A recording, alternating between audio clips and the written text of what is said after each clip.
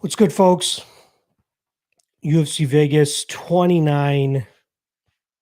Where I got a fucking. There we go.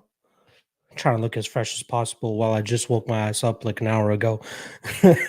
um, UFC Vegas 29, Dan Ige versus Korean Zombie.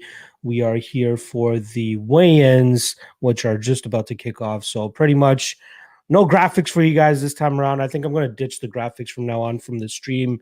It's more so a nuisance now to have to update after everybody steps on the scale. I thought it would take off a little bit more in terms of the graphics that I was putting out there on the social medias. That didn't take off. So I'm going to trim that part of this stream. I'm not even going to bother putting the graphics together for it. First and foremost, we got Joaquim Silva on the scales, and I will check in with the chat as soon as we get a little bit of a lull. But shout out to everybody that's already in the chat right now, joining us. Damn, my guy Joaquim might as well call him Joaquim Shredded because my guy is cut the fuck up.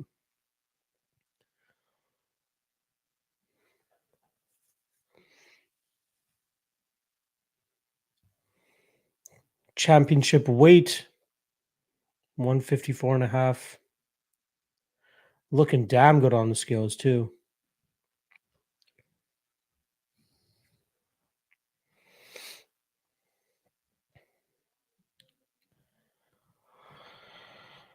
Let's see who we got. My guy, I'm just Drew stopping by saying, what's up, Lachlan? I've been watching your content for a minute. Just want to say salute for the great content. A lot of dogs this week. O'Neill, Arosa, Wellington, Alexei, Murata. I love it all, my man. I love it all. Appreciate you stopping by, my guy. Speaking of Julian Arosny, he's stepping on the scale right now. Hoping to make 145, I believe it is. 145 and a hook. Looks solid on the scale, but that man's a veteran. You're talking about a guy who has, what, 30 plus fights at this point?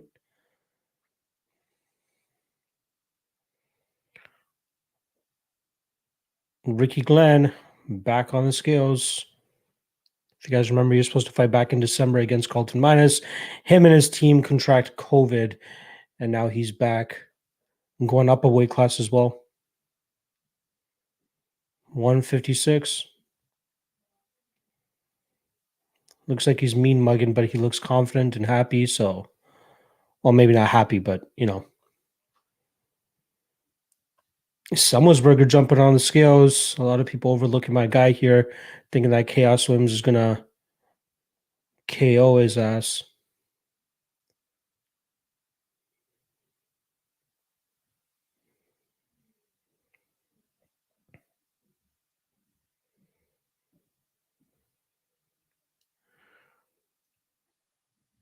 Summersberger 170.5. Looking good on the scale.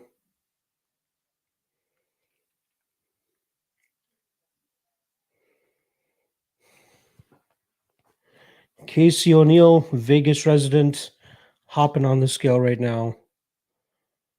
Looks to be in decent shape.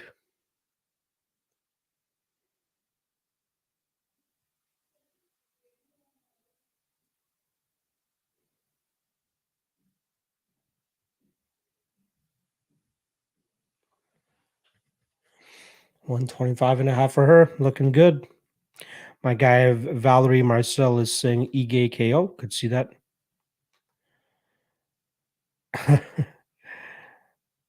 I'm just Drew is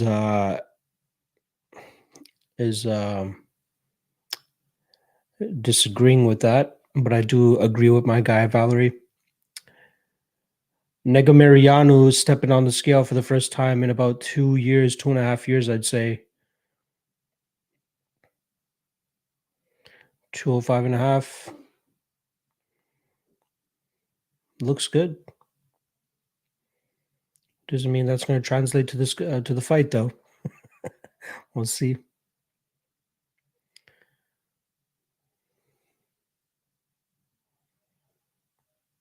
Bruno Silva, the man who signed with the UFC and then got popped by USADA. Let's see how he looks on the scales this morning. Really dragging his ass to the scale.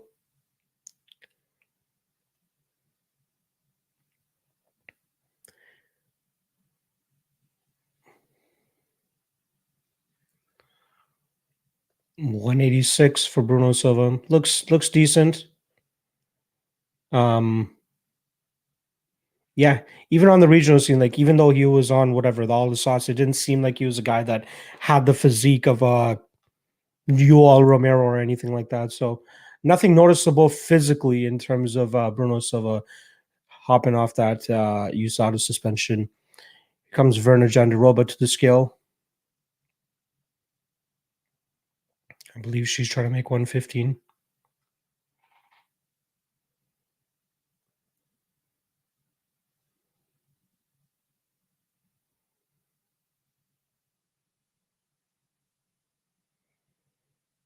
$115 on the on the dot.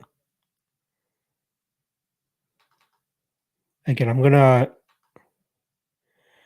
I'll catch up with the live chat as soon as we slow down on the weigh-ins here, but the Spartans live, zombie slowing down, 50K needs 50K. Yep. Fan favorite Chaos Williams hopping on the scale now. Looks in good shape. Looks as he normally does. Doesn't seem like he usually struggles to make the weight anyway.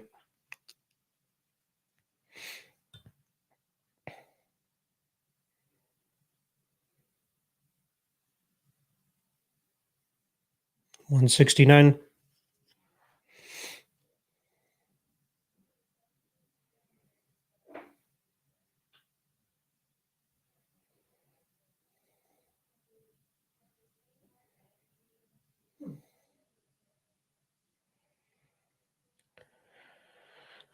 Matt Brown coming right up. Again, never had any issues with the scales, it seems.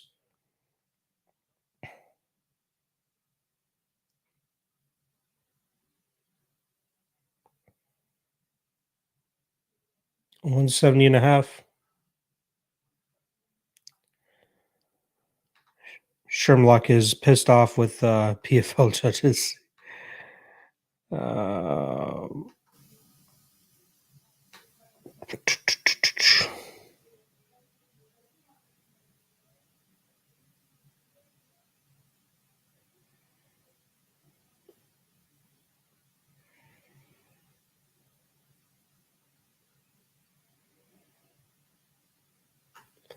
My guy from Montreal. Shout out to my guy Valerie from Montreal. Wellington Turman on the scales now. He's going up against Bruno Silva, who already weighed in. 185 for Turman, looking jacked. He's going to need all that strength to get my guy Bruno Silva down.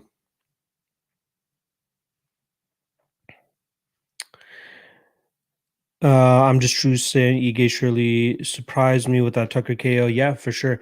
The guy's heavy-handed, but he doesn't have a lot of KOs on his record. But I truly think that Zombie's durability is really starting to deteriorate. We'll talk a little bit more about that once these weigh-ins start to slow down. Alexa Kamura hopping on the scale. His opponent already made weight, Nick Negamirianu. Kamura got that weird shoulder / trap thing going on with the bones popping out. This goofy ass looking motherfucker.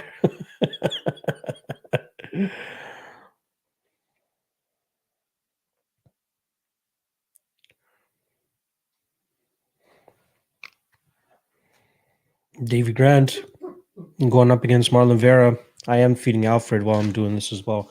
So you might be hearing him in the background.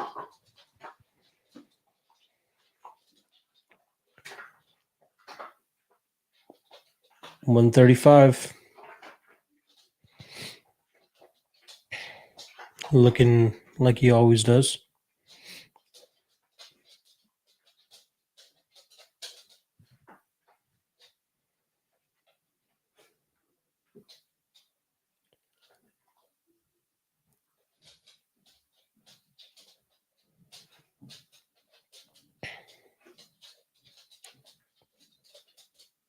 Spivak heading to the scales right now. No real weight cut for these heavyweights, as we usually know. At least these guys don't normally tip that 260.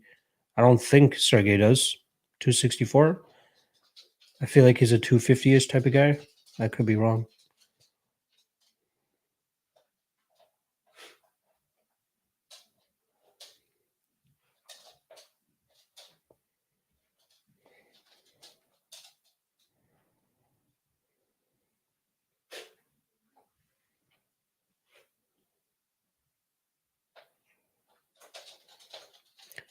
232.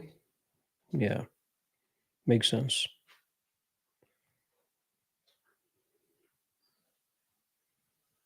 All right. Now it looks like there's a low.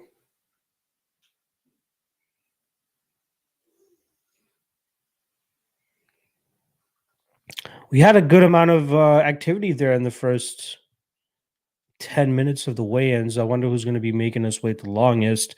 But yeah, so how many did we get? Nobody from the main event. We got Spivak, Silva, Termin, Arosa, Grant, Kamur, Negamarianu, Jandiroba, Matt Brown, Chaos Williams, Matthew Summers-Berger, Joaquim Silva, Rick Glenn, Casey O'Neill. So 14 fighters out of the, I believe, there's 12 fights, meaning there's 24 fighters. So in total, we got 10 left, and it looks like there might be one more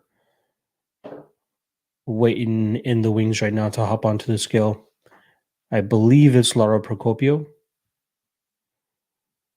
or Kanako Murata. It looks like a woman. There we go.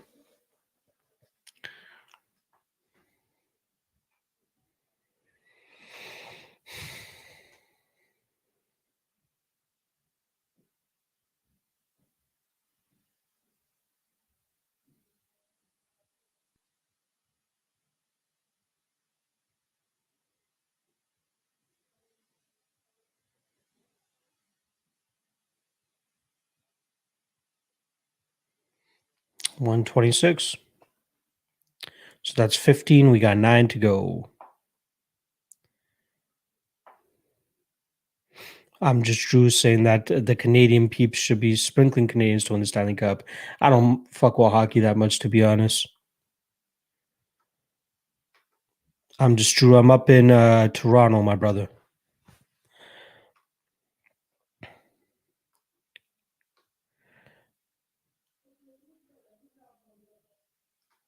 B stopping by saying he's just dropping a quick like. That is a great reminder for me to remind you guys. If you guys are watching the stream, please do drop a like. That definitely helps. Skywalker DFS Matthew told me he's getting a second round KO. Interesting. I'm assuming you talk about Summelsberger. I think he's going to win by decision, but that's just because it looks like Chaos Williams seems to have decent durability, but maybe Summelsberger brings it out of him in terms of actually knocking him out. I'm just Drew saying I can't lie. I always have a soft spot for betting on the top alumni. Corey Hendricks just won in PFL. Mike Trezano, let's go Juicy J. Yeah, shout out to Corey Hendricks pulling off that last second comeback last night. Make that money, MMA. Turner needs to fight Bruno Silva like he did Marcus Perez. Good point. I like that. I just want him to grapple. Stay away from the big punches. We'll see. Jimmy the Drunk saying PFL has been underdog central lately. Absolutely. Greg Love, wanting you guys to hit that like. My guy Evan Crawl in the chat, telling y'all to have a good day. Austin Johnson, Joaquim Silva, or Rick Lynn, who wins that fight. I'm on the Joaquim Silva side here. I think his heavier, more impactful shots are going to sway the judges a little bit more. Not to mention, I do think that he has the chance to go out there and knock out Rick Glenn as well. So I'll be going on the Joaquim Silva side there. My guy AJ, MMA expert, stopping by. What's going on, my brother? Skywalker DFS. Didn't Davey break his foot last fight? I don't believe so. I don't think he'd come back this quickly if he did. Evan Crossing retirement parlay hitting this week, meaning he's probably going to be parlaying who are the guys? Diego Lima and Sergey Spivak. Good luck. Good luck. Good luck. My guy DFS Whispers in the chat saying better late than never. What's going on? Appreciate you stopping by, brother. W. Robertson 14, Dan Ige or Zombie Props. If you haven't already, make sure you check out the prop show that we just did last night with me and Cody. But in terms of that fight, the prop that I do like the most, I said it last night, was Ige by KO at plus 380-ish. That's a spot that I like. W. Robertson also saying is Chaos Williams lock. I do not think so. I do not think he is a lock. I'm actually picking Summelsberger to win. Looks like Dan Ige is coming to the scale now.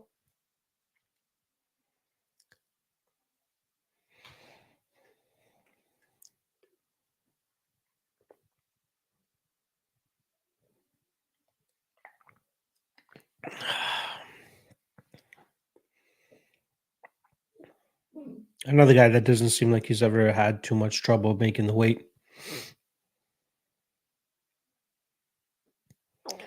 Skywalker DFS club in the house. Lock of the night is the GOAT. I hate tooting my own horn, so I'll let you guys do it for me. Appreciate the love. Oh, looks like they need the box from Mr. Dan Ige.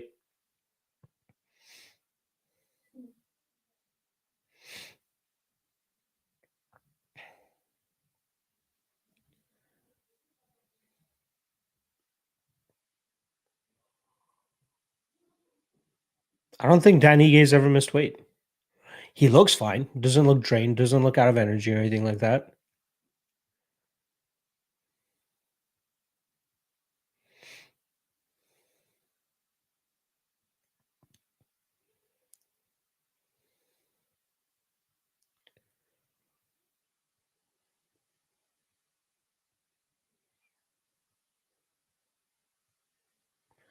$146 on the dot.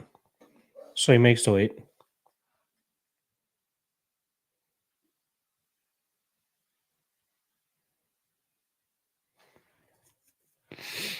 Landau saying, were you on Ige versus Tucker? I don't recall actually. I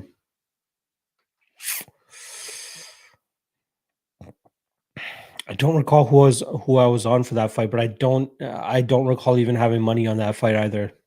I feel like I picked Tucker. Could be wrong.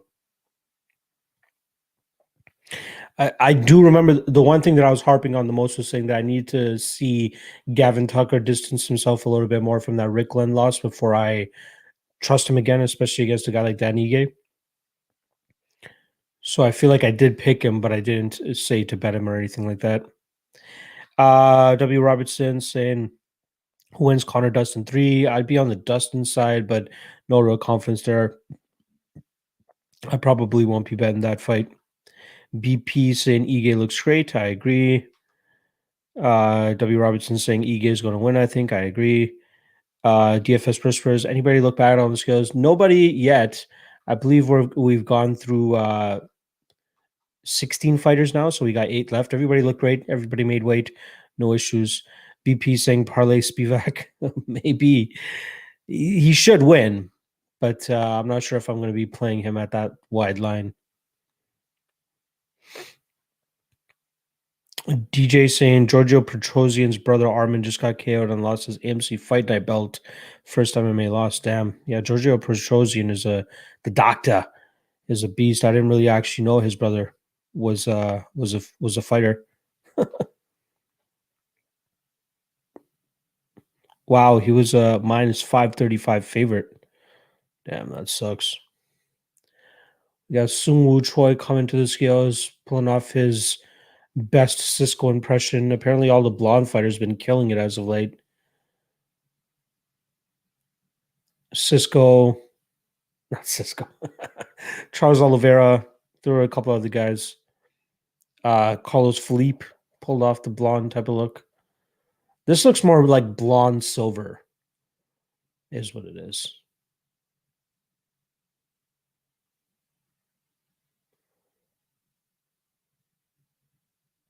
Oh, it looks like he needs the box. What's going on?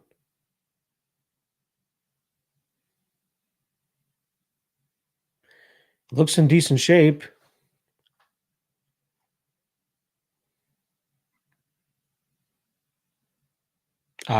Another box. Narco Cop in the chat. What's going on, my brother? W. Robertson saying, who's your dog that we should pick?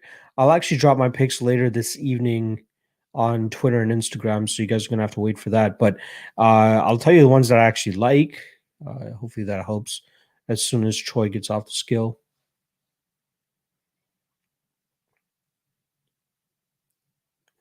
$146 on the dot for Troy with the box of shame. Underdogs that I like. Wellington Turman, Davy Grant, Mako Murata, Matthew Summersberger, Roky Martinez, and Casey O'Neill. All done, Alfred. All done.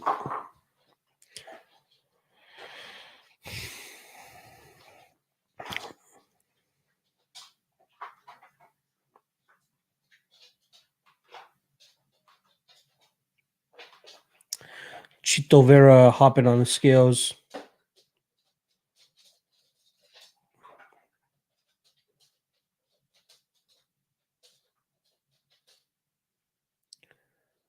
$136 for Chito. Looks good.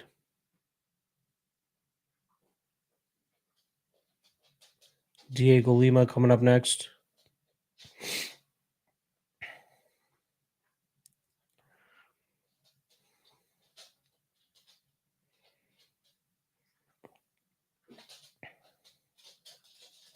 I think this is the 18th fighter hopping on the scale. 18th or 19th. We're really starting to get through it.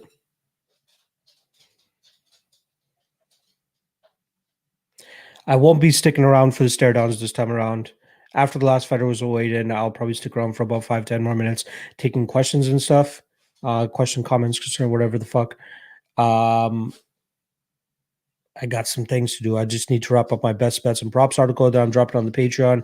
Also going to be doing a prize picks video for you guys that I'm going to drop, and a prize picks article that I'll be dropping on the Patreon where I go through the full card. So a bunch of stuff to look forward to. Obviously tonight, Ultimate Wayne Show, 9 p.m. Eastern. Got a good crop of guests for you guys. That should help you guys make your last minute decisions on the fights tomorrow night. And then tomorrow, obviously, Fight Day live chat where I take all questions, comments, and concerns. All right, let's see what the chat been saying. My guy, I'm just Drew, saying he's tuned in from Inglewood, California. Inglewood up to no good. Bills Mafia saying dog of the night is a Linux. That's a stretch. Good luck if you actually take him, though. Skywalker saying, for a fight night card, this is a banger. Yeah, not so high on the name value, but there are some very good fights on the card.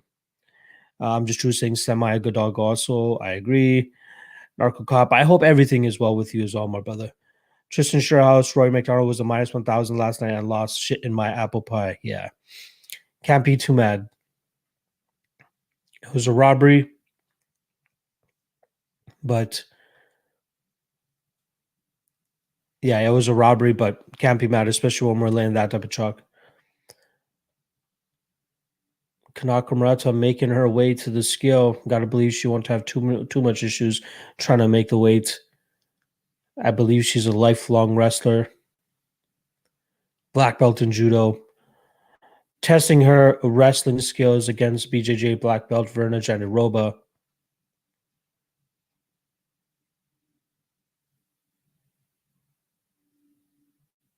$114.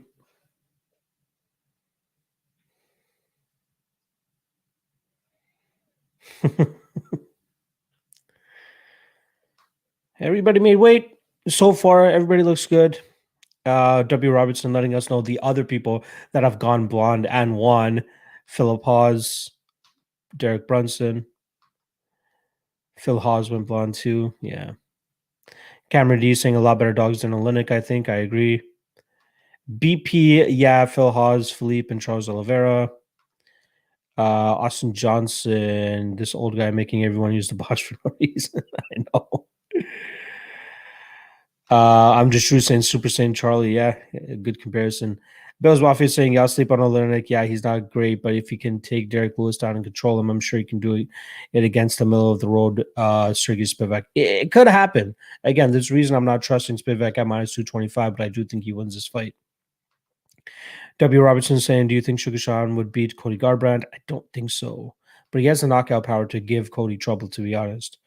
I'm just choosing. I actually like Olenek for the win. All right. So not just one person. BP saying, Diego, my brother is better, Lima. Scared Racing when we get in lock of the night. It's on the Patreon right now, like I said, but I will drop it tonight for you guys on my Twitter and Instagram. So keep your eyes peeled for that. Cameron D saying he's 45 and has been through the damage of 75 fights. Time gets everybody. Spivak is no lock, but not dog of the night. It's a good little approach there. Make that money. Olenek is a walking KO to happen. I just don't know if Spivak has that type of knockout power like a Derek Lewis or a Chris Daukaus. Excuse me. Dimitri Stead saying my play for the card is the under 2.5, and so Turman could see that, but I actually do think that Turman's by decision. Such clear paths to victory for both outs, so like Parisian over 1.5 and Jandiroba money line. I do like the over 1.5 of that Parisian, and I'm actually going to be picking Murata to win, but that is a damn close fight, so I'm not mad at that Jandiroba pick. Bill's Mafia saying, good, then put your house money where your mouth is and bet Spivak so I can get a better number on Olenek. Skywalker DFS saying KGB beat Shevchenko. Yes. I'm not sure where that came from. Looks like Korean Zombie stepping onto the scale.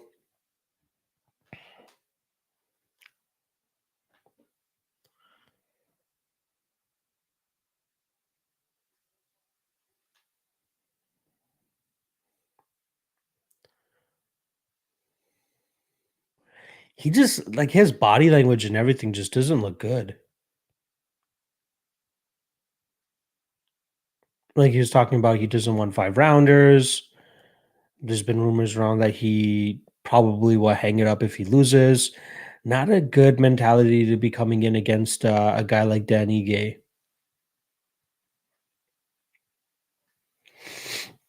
So how many fighters are we waiting for? We got Olenek. Nope, Joy's already gone.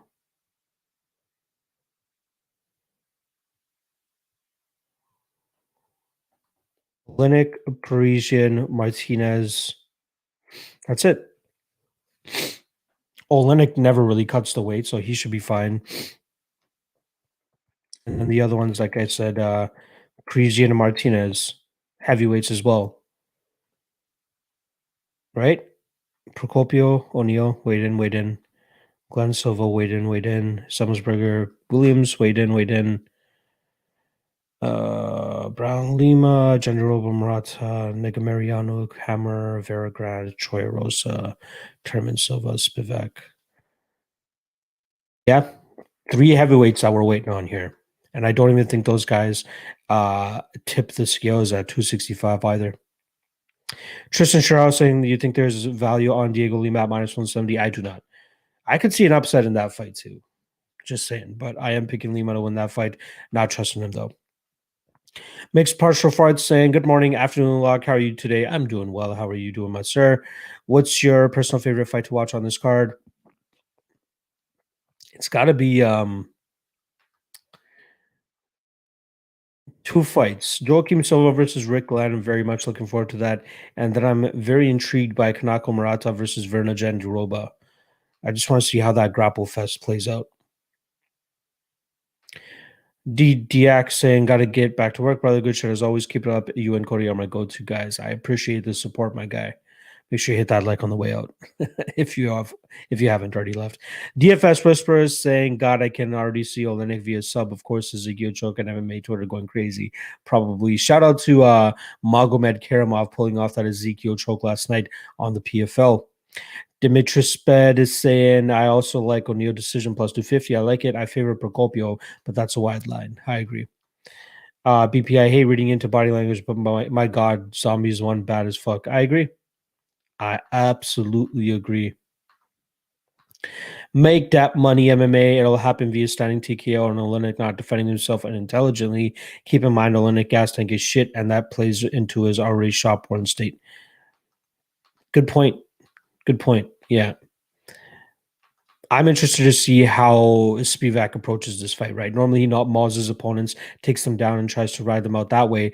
Or is he going to just try to keep his distance and prolong this fight by just trying to jab Olenek from the outside? We'll see. W. Robertson's saying, should I put 100 on Ige? Bro, please tell me it's a lock.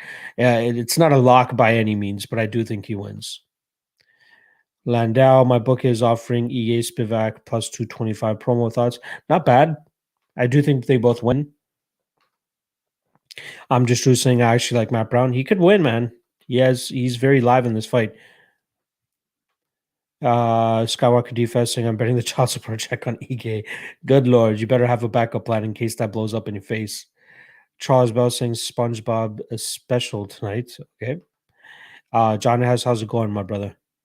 Mixed partial front likes Jandiroba. I got it. Yeah.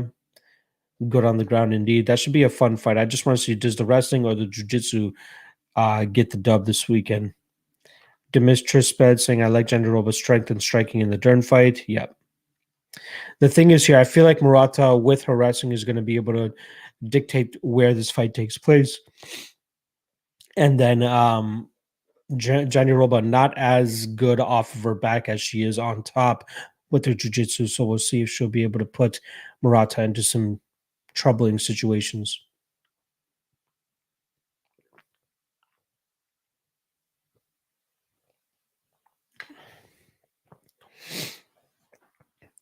God damn, why can't they just 3 heavyweights left? Why can't they just make it to the scale already?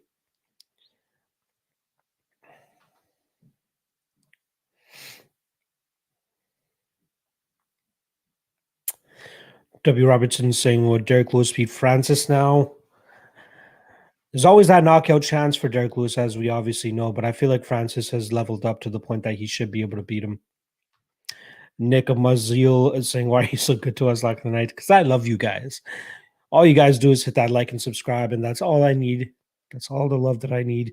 If you guys want to show a little bit more love, the Patreon is there as well, link in the description. But outside of that, the like, the view, the subscribe to the YouTube channel. That's all I ask. Appreciate you, brother. CD816 saying O'Neal Procopio over, like it. Parisian Roki over, like it. Plus 110, not bad.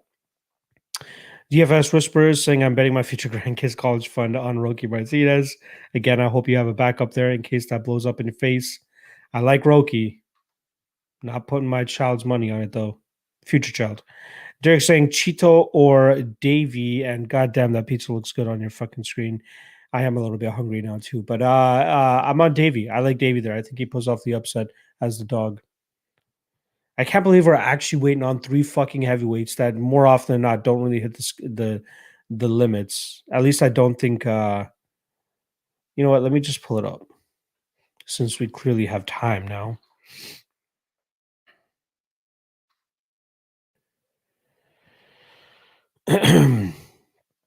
So Alexei Olenek, I feel like he's one of those 250-er type of heavyweight.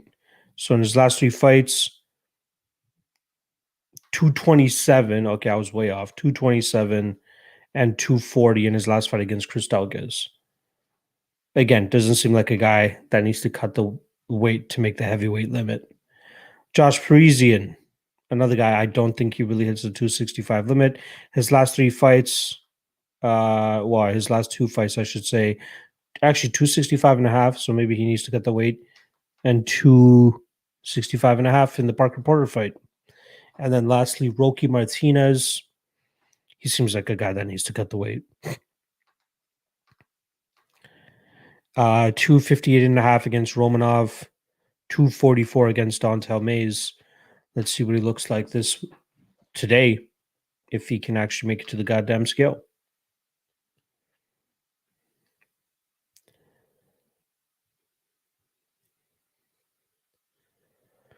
Landau saying struggling to cut from 253 to 251. Don't kill me. Draco Yamazaki is saying Arosa lock. Good luck.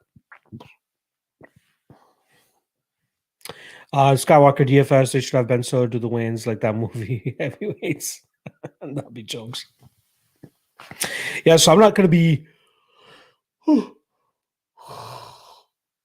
Excuse me. I won't be able to watch the fights live tomorrow. I will be doing the fight day live stream, like I said, from 1 to 2 o'clock tomorrow. But I do have one of my old college roommates / one of my best friends, his birthday tomorrow. So we're going to be going out and joining him. Stuff in Ontario is slowly starting to back up. Stuff in Toronto is slowly starting to open back up. So just want to take advantage of that. I'm not entirely sure if we're even going out. We might just be going to the park to get a drink on, blaze a little or something like that. But just hang out. Haven't seen these guys in a long time. So want to take advantage of that. I am going to quickly run out to some stores. I haven't like shopped for clothes in for fucking ever. So I want to at least go grab some new threads or something so I can wear tomorrow. I'm going to wrap up my best bets and props article after this, hit up a store, grab some jeans, grab a shirt, maybe grab some new kicks, and then come back and do the rest of the prize pick stuff. Top 3 prize picks video that I'm going to drop for you guys, and then do my prize picks article for my Patreon as well. I'm going to have to grab some food at a certain point too, because your boy be starving.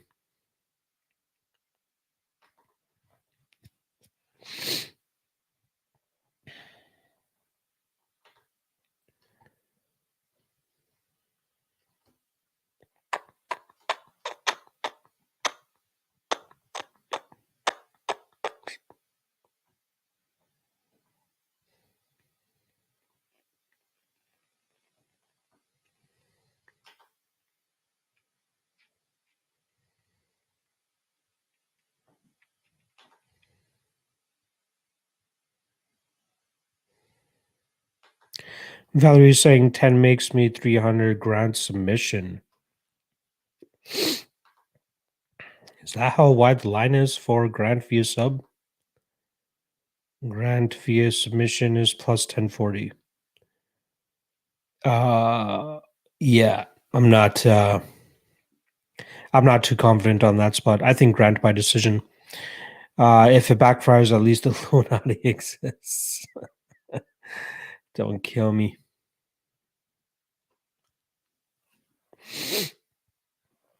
Come on, guys.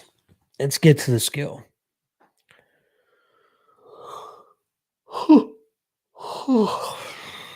Was a late night for you, boy.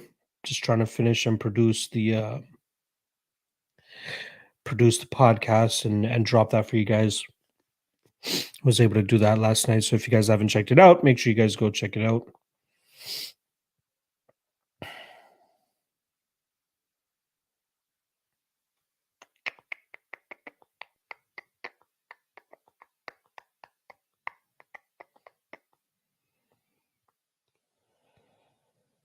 So let's just quickly look at next week's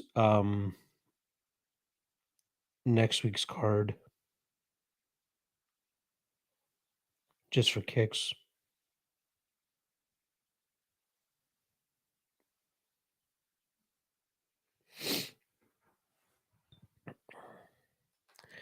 TJ Kill is saying 100 parlay last night. Lawler, Kamosi, Cooper, and T-Bow. Boom.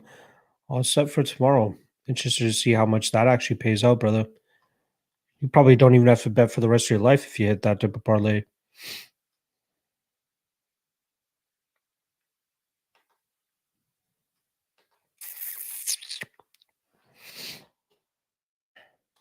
Only action I have today already hit this morning.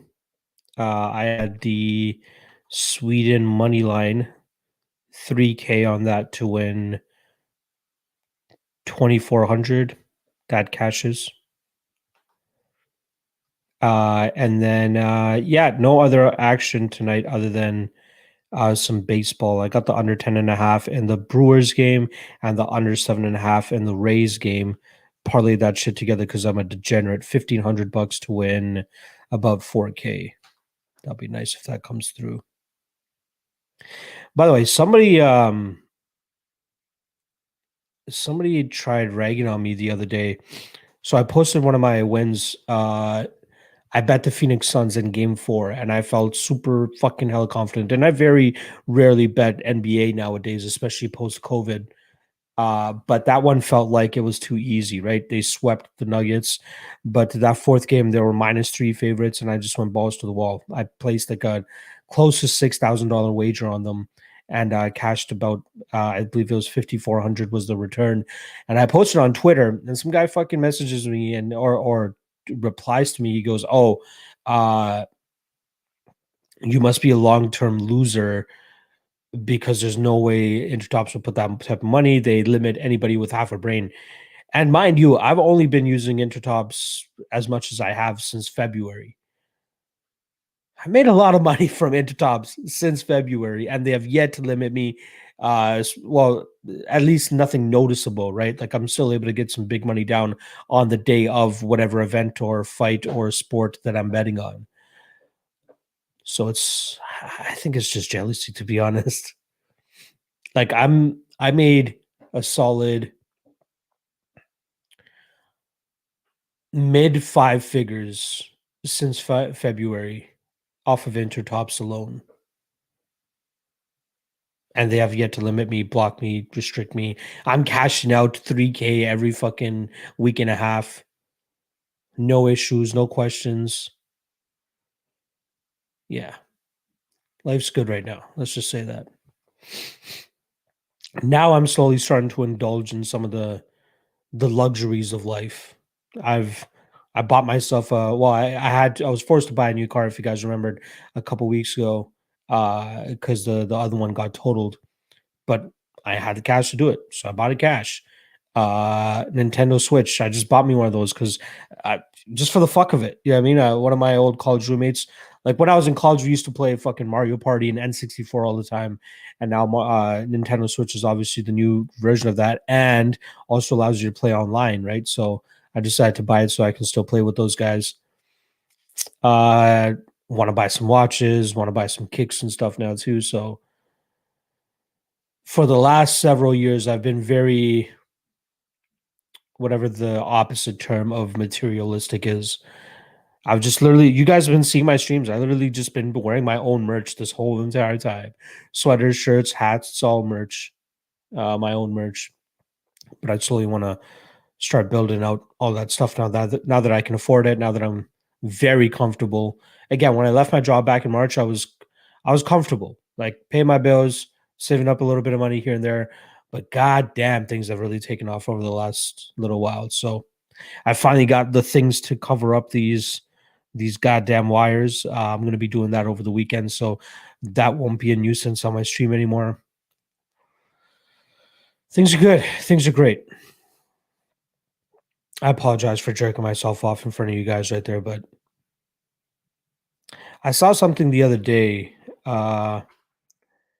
See if I can actually find it right now. I sent it to my girl. Oh, my wife, I should say. Um,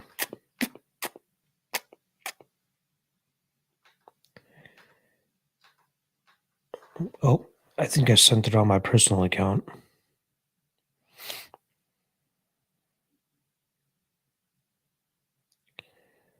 Where is it?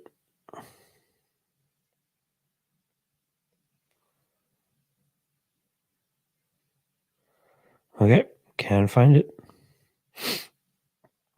Not sure where I put it. But it's something along the lines. Oh, there it is. It's something that, yeah. You can talk life goals around people who don't have the same hunger as you. It'll just sound like you're bragging. And I feel guilty of that. Like I truly feel when I'm talking about my successes, when I'm talking about my MMA lock of the night thing, whether it's to people on the stream, whether it's to, just personal friends of mine, I get to the point where I'm about like 2 or 3 minutes into talking about it, and I feel like I'm bragging rather than just talking about it. And I have zero intentions of bragging. There's very little bragging with it. Yeah, of course, there's a little bit, I mean, in terms of pride and being successful and doing something that you love and actually making it a lucrative venture. But sometimes I just want to talk about it without feeling like I'm bragging about it. But at a certain point, I always feel like I end up bragging about it, and that person might just go back and tell somebody else, they're like, "Oh, Manpreet's fucking, all he does is brag about his success and all that type of shit." That's not my intention at all. Just trying to give you guys some motivation, to be honest. I was truly a lost person between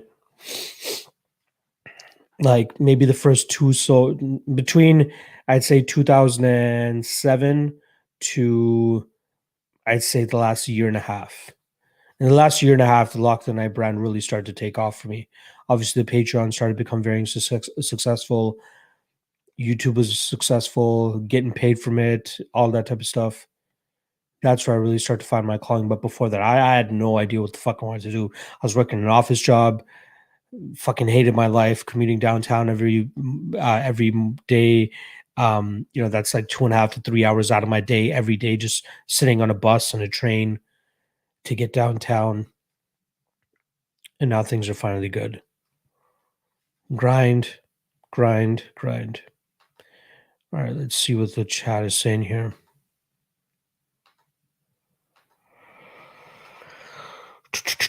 Jimmy the Drunk saying, if you Google undisciplined slob, you'll see a picture of Jay Collier holding a picture of Rocky Martinez. Jimmy, you need to come by the stream more often than not, brother. You drop some gems, and I love it. Ben, Barcelos and Rachmanov parlay next week. Not a bad idea. The spot that I am actually liking is Charles Rosa. You guys know I like fading Justin James, and I think that this is a prime spot to do that. Suns in 4, baby. It's crazy how that guy became such a big star off of that. Some guy tried to fuck him up. He fucks him up and then becomes the Suns in 4 guy. That's crazy. And the Suns ended up winning in 4 even better. I meant 10. It still made 336. Ben, Lock, the reason why I fuck with you is because you actually say how much you're betting. You're not one of these I'm betting 1.22 for unit types of guys. You're the man. I appreciate it. I do use units when I'm talking about my official picks and all that type of stuff. But I have, at least since the beginning of the year, posted my bet slips for every single one of my official picks and even my unofficial picks. I'll throw it out there just so you guys can actually see it. But yeah, I don't know why people don't share their bet slips, especially if they're handicappers or predictors and stuff. If you're talking about you're putting money on, blah, blah, blah, show us. I don't care what your unit size is. Just fucking show us that you're actually betting it. I don't know why that rubs me the wrong way, but that's the industry that we're in. I'm trying to break that mold. I'm trying to innovate the industry as I have done for a while now. Who is doing video breakdown podcasts like I've been doing since I started doing it? Who made Patreon or revolutionized the semi-tout game by going the Patreon route? Nobody. Your boy. I'm an innovator. Again, I hate to jack myself off in front of you guys, but I'm just spitting facts. Alexei Olenek with the shirt on weighs in at 228, so drops about 12 pounds since his last fight. We still got Rocky Martinez and Josh Parisian having to make the walk, and it doesn't look like they're there. Appreciate you, Ben. Yeah. I'll always go by units just to relate to everybody so people get an idea of what $1,000 means to me or what $100 means to me. But I'll always show my bet slips. One thing I'll also say, so I am kind of down on the year because the beginning of the year was absolutely atrocious for me. I managed to change up my style back in March, and it's been going really well for me. I think I started off the year like minus 25 or minus 30 units now, and right now I'm at minus 11 units. But all my untracked shit has been going so fucking well that right now my official units are $100 per unit. But I think I'm gonna up that up to $200 a unit once July kicks around. So my 5-unit lock the night plays will be $1,000. But even with that, I've been making $500 bet slips when I make my lock the night play, a 5-unit lock the night play. And I'll tweet that out for record's sake, but I still have a ton untracked on those plays. I'm not just putting $500 on them, but I want to, for my official plays, I want to spew discipline and bankroll management and stuff. But I can definitely afford to have $1,000 lock the night plays now rather than just $500 tracked. So I'm going to be doing that moving forward. And another thing, this is another aspect that people overlook. Like people can say they're putting 5 units on all these spots, right? But like if my units are now $200 and I'm going to try putting 5 units on a certain fighter, I might get limited. I might only be able to put, $800 on it, which is 4 units for me if I go up to $200 units.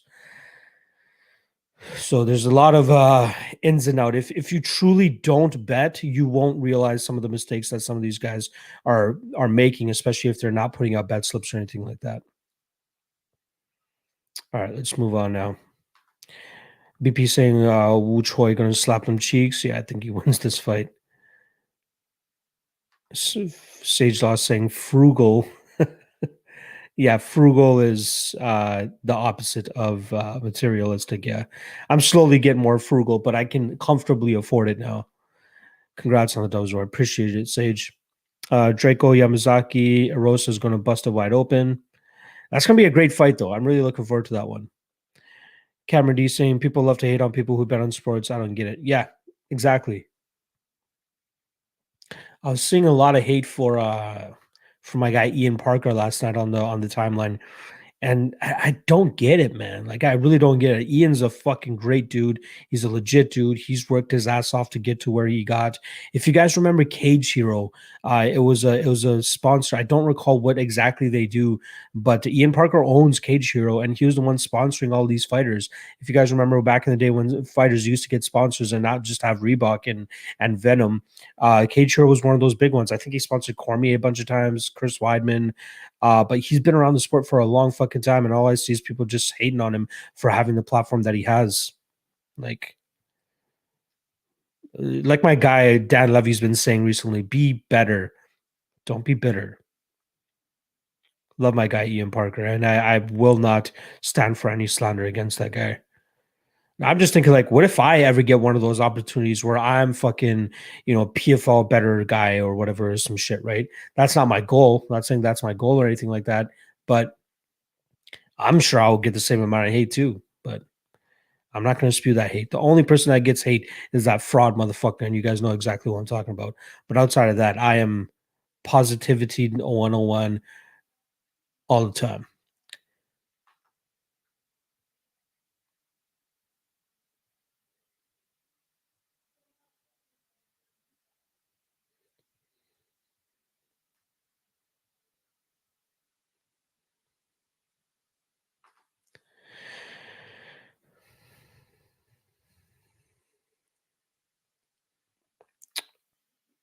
TJ Kyo said, nice it on sounds like the night after that guy, but he actually not wrong.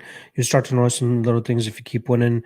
No, I get it, but I to just adamantly right away say that I'm a long term loser because Intertops hasn't limited me yet. That's not my fault. I've been fucking killing it over there.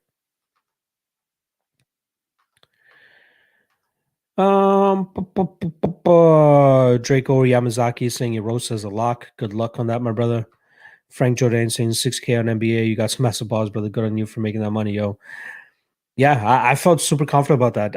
I just it was just screaming out to me, we already know with NBA odds with having pretty much pick 'em odds there.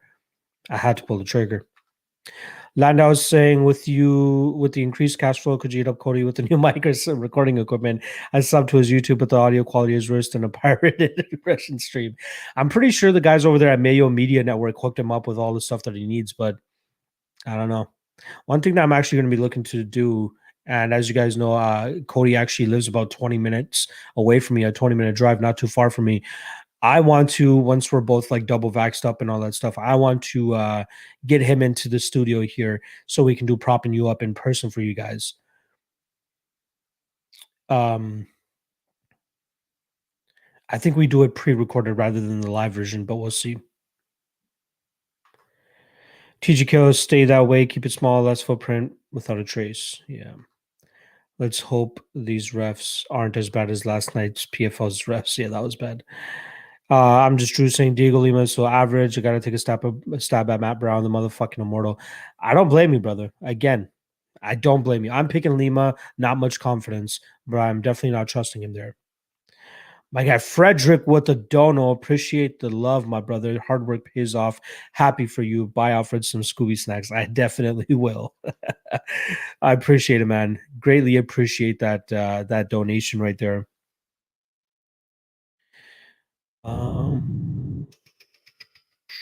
Justin Villegas saying I found a grind app. They're an app, but it has or at the end the same thing. Yeah, you definitely want to not be going to grinder. I don't think you'll be liking there unless you like the deek. TGO saying I never post straight plays because I expect them to hit them, but I can't help it with big hit parlays because I definitely don't expect to hit. True, true. I'm not ragging on people that are like casual bettors or guys that just bet, but I'm talking more so about the guys that give out advice and give out betting tips and all that type of stuff. It's slowly starting to pick up. Like I'm thinking people are starting to see that I'm actually putting out the betting slips, and now they're seeing that type of the traction that's getting. So some of the other handicappers are starting to do it, but there's still a vast majority of that don't, and I'll never understand it. Tenzi Terry saying, just you, boss. I appreciate it. Ben saying exactly rubs me the wrong way. Also, I don't know why people are so secretive about their unit size. To be honest, I don't think anyone in the sports betting community really unit shames. I think they're scared of the trolls that will unit shame. Like myself or other handicappers will not troll on other handicappers that put out what their bet units are, what their sizes are, but they're still scared of that. Don't give a fuck.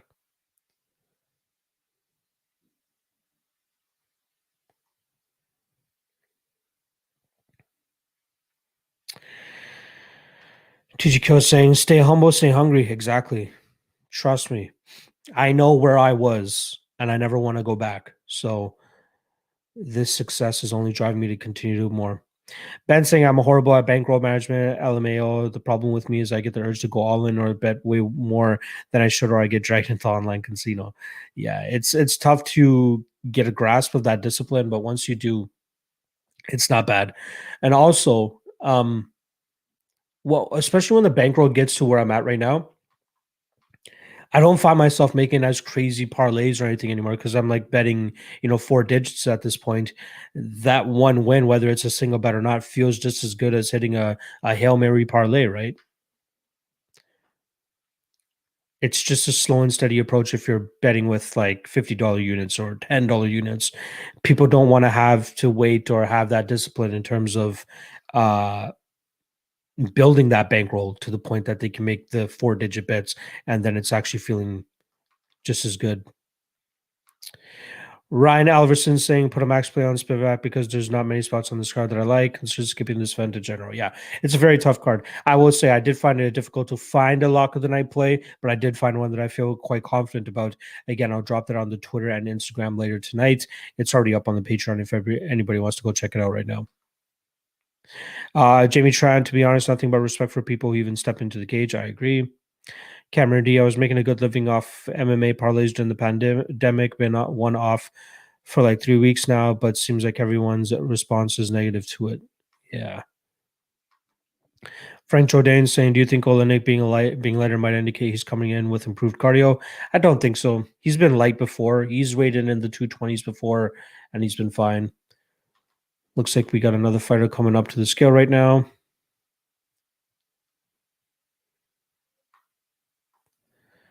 Michael Terminus saying Luca Fury. Yeah, he was actually one of the original reasons. Let's just see what Roki does first on the scales first. Let's see if he makes it.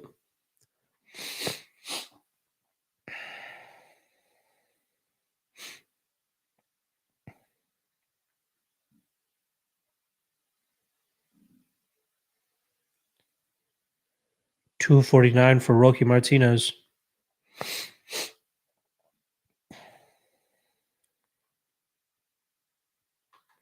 Now we're just waiting on Josh Parisian, who has weighed in at the heavyweight limit in his last 2 fights. So maybe he's just trying to trim that last little bit. But yeah, going back to Luca Fury, he was one of the first guys that I actually found in the MMA betting space, and he's the one that introduced me to bet MMA.tips, and that's where I really started to take off with it. That's when I started to do my own stuff. Ryan Alverson saying, Lachlan, can you please expand on this slander? I always thought it was suspect that he just write down his winning bets, but wouldn't back it up with bet slips. Yeah, the guy is just an absolute clown, honestly. If you have Twitter, just go out there and search the guy's handle. You'll find everything that you need. The guy is absolute scumbag. I have people hitting me up that used to be on his Patreon every single week, every other week, just complaining about the guy bullying, never talks about losses, just making up so much bullshit. Like the guy's such a dumbass. I'm happy that things are slowly blowing up in his face. He's been robbing people of their money for fucking months now. But yeah, fuck that guy. If you really want to know, slide in my DMs on Twitter at MMALOTN, and I'll hit you up a little bit more about that. But I just don't want to talk about that guy much on my stream anymore. Last thing I'll say, he did say on one of his last couple of videos, somebody sent me screenshots that I made 130 plus YouTube accounts to dislike his videos. Who the fuck does he think I am to have that type of time to go out there and try to dislike his videos 130 times with 130 different YouTube accounts? Like the guy's a complete nutbag, dumb shit, dipshit, motherfucker. Fuck that guy. Anyway, Kensei 9, what do you think about Murata? I think she wins. I think she wins a decision. I like the over 2.5 in that fight as well, as I do think that this fight will have both their grappling cancel each other out.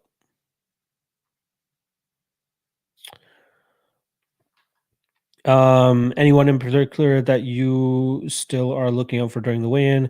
No, I think everybody made weight. Everybody looks good. Nobody looked weak. Josh Parisian is the only one left. Yeah. Ursula is saying, you think Andre Muniz is a future top contender? I do not. Good win for him last time, but I do not. I'm just saying, wait, you trimmed the beard lock. Yeah, it's been fucking weeks, bro. It's been a while since I trimmed the beard, but yeah, I'm slowly trying to let it grow back. It's summer, you know what I mean? So I didn't want to have as big of a grizzly beard, but I slowly want to grow it back. So just give it a couple weeks. I'll be right back at it. My guy, MMA Locker Room in the chat. What's going on, my brother? Who you betting lunch money on? Those picks are coming out tonight, so people are going to have to wait out for that. Urban Men of New Jersey saying, the lock just got in. I'm thinking of going all in on the over 1.5 in Spivak Olenek. What's your take on that, brother? Should I send it? I like it. I actually like the Parisian Martinez over a little bit more, but then again, I do believe the over 1.5 in Spivak Olenek is that plus money compared to the minus 150-ish, minus 180-ish. I think the Martinez over is that. Yeah, I don't mind it. I think it's going to be a slow-paced fight. I don't think that Spivak will get him out of there quickly. I think if Olenek wins, he probably latches on a submission quickly, but I don't think that's going to happen. So I don't mind it. Is there a lock of the night? Nah, but I do like it. Pay-per-view drizzle in the chat. What's going on? Ursula saying, and if you were to manage Andre Muniz, what top 15 fight would you favor him in? Road to the title. I wonder what your fascination with Mr. Andre Muniz is, but I will answer that question for you. Let me just pull up the rankings real quick, though.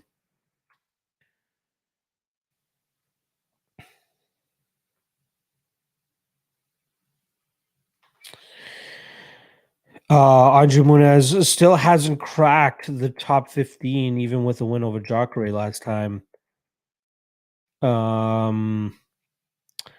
Yeah, I just give him favorable matchups, right? Kevin Holland, he can take down and probably submit pretty easily. Omari Akhmedov, he could probably mess around on the ground. Kelvin Gastelum, obviously he's a much bigger fighter than Gastelum. Maybe he can wrap him up in knots. Yeah, I'd be surprised if Muniz snips a top 5 position, to be honest. MMA Locker Room has Josh Parisian at minus 130. I'm actually on Martinez in that spot, but good luck.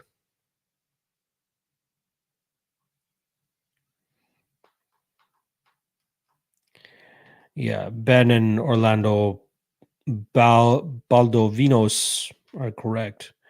Who has the time to make 130 different emails and make 130 different YouTube accounts? What a fuckwad. Oh, yes. My guy Orlando even used the term fuckwad. I like it. Robot Chicken Wings in the chat. What's going on? He's on Murata and Iggy as well, brother. Let's fucking get it. I like it. I like it. I like it.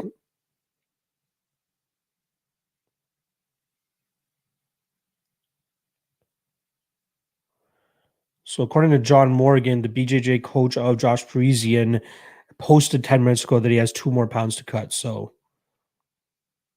God, such a bullshit.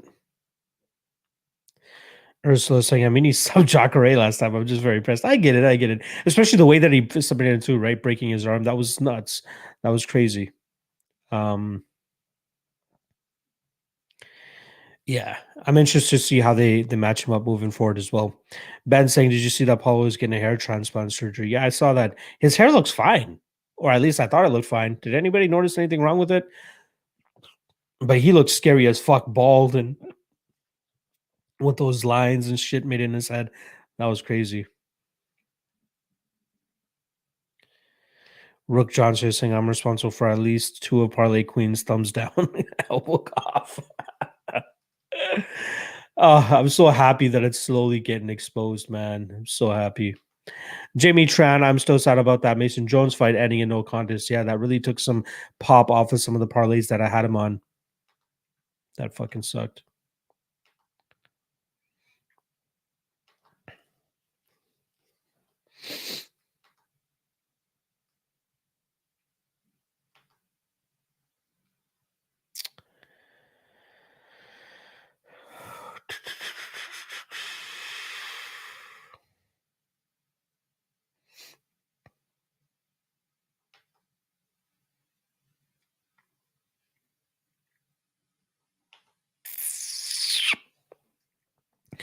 Ursula's saying it's all the hemorrhoids messed up his fine hair, I think, probably.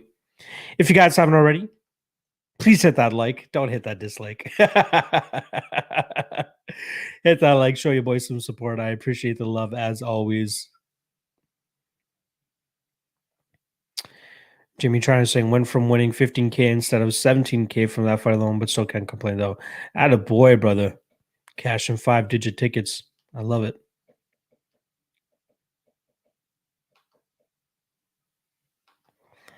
Let me see if I can put together a quick parlay for this weekend that could potentially pay out 5 digits. Let's get crazy, folks. Get your pens and papers ready. Tough card. Again, tough card to parlay. Close fights all around. But let's get crazy with it. I'm going to go. God, this is tough. I'm going to go Joaquim Silva. I'm going to go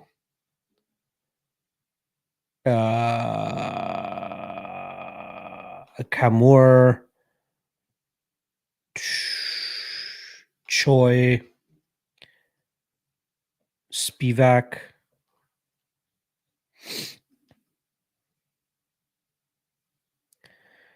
over 1.5 in the Martinez Parisian fights, over 2.5 in the Murata Jandaroba fight. Are we at plus? Yeah, we're at plus 1,200 there. So Joaquim Silva, Alexa Kimura, Sungwoo Choi, Sergey Spivak, over 1.5 in Martinez Parisian, and over 2.5 in Murata and Jandaroba. Bitch. It's only letting me get down to $800 on that. So that barely cracks the 5-digit mark. Let me see if I can find one more spot. Is there any boxing this weekend that I can lean on? Oh, Jamel Charlo is fighting. He's minus 33,000 or 3,300, as well as Nayo Inoue, who I believe is very good as well. Let's just chuck those motherfuckers into it, right? They're both fighting this weekend. Inoue and Charlo. Again, I don't know much about boxing, but I know those two guys are very big names.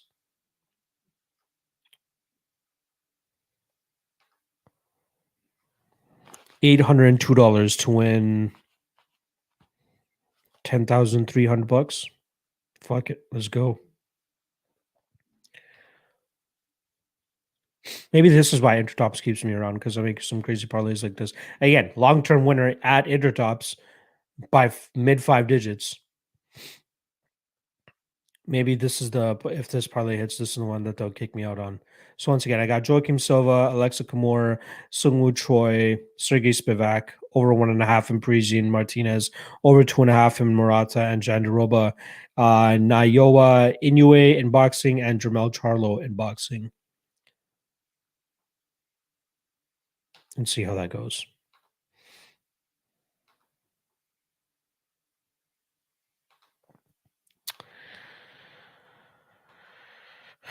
All right.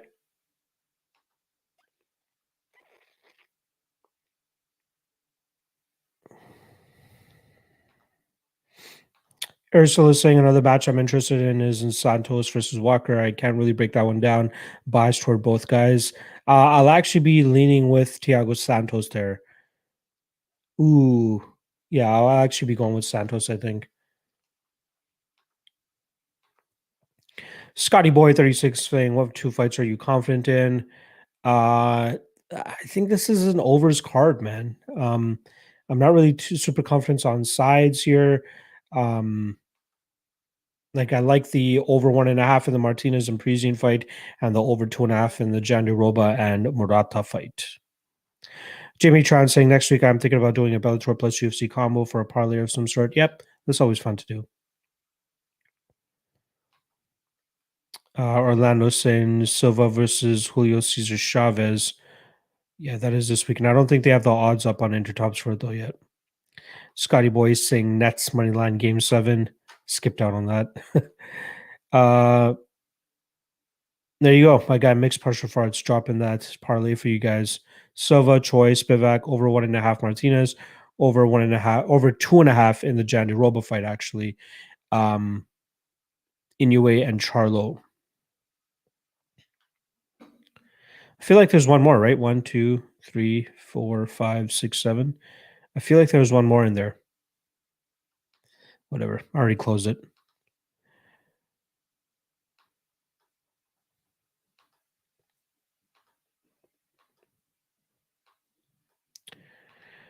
Ben saying, how do you feel about Lara and O'Neal lock? I was thinking about adding Lara to that parlay. I'm actually picking Casey O'Neal to win, but not with much confidence, to be honest. Going to be a close fight. We'll see if the black belt and Lara will be able to stump the purple belt of Casey O'Neal. But I think it might actually just come down to the strength and the aggressiveness of Casey O'Neal, which is why she ends up winning this fight. But again, close fight, mid to low level women's MMA. Just be careful.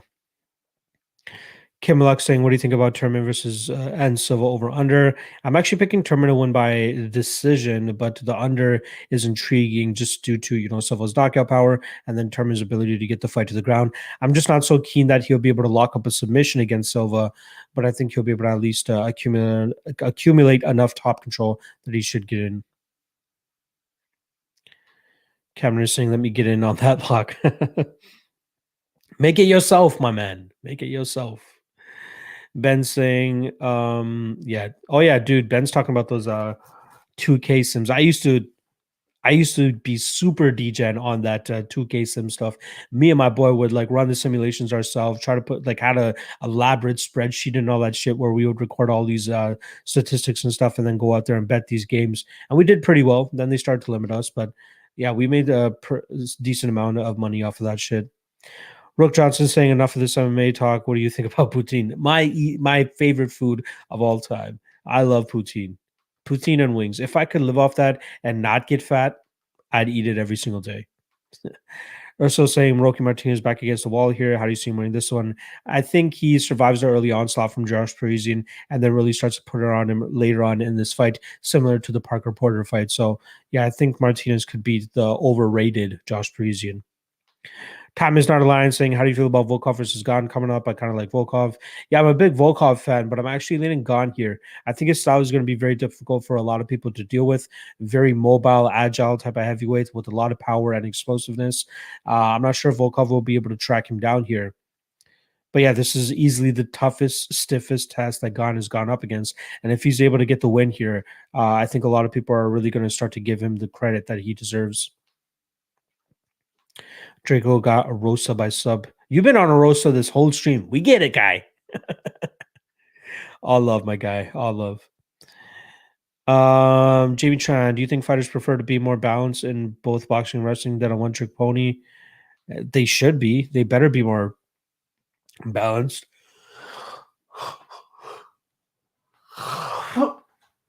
Oh, God, I'm tired.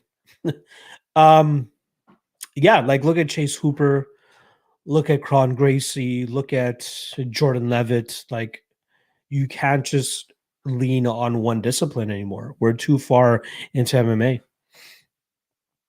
Rim Levin saying any weight misses, none, but we are waiting for Josh Parisian.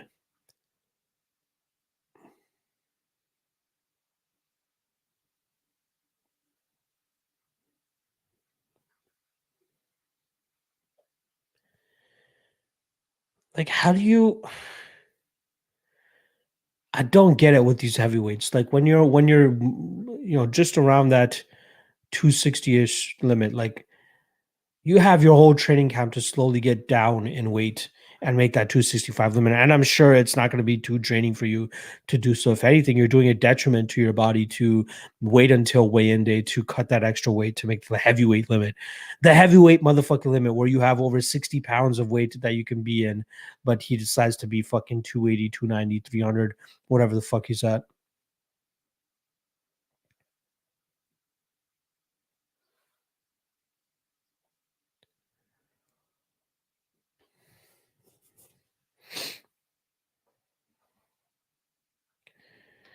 Jimmy Tran saying, I remember that one guy, I forgot his name, what his name was, but he tried himself so much in that first round and got touched up and knocked out in the second.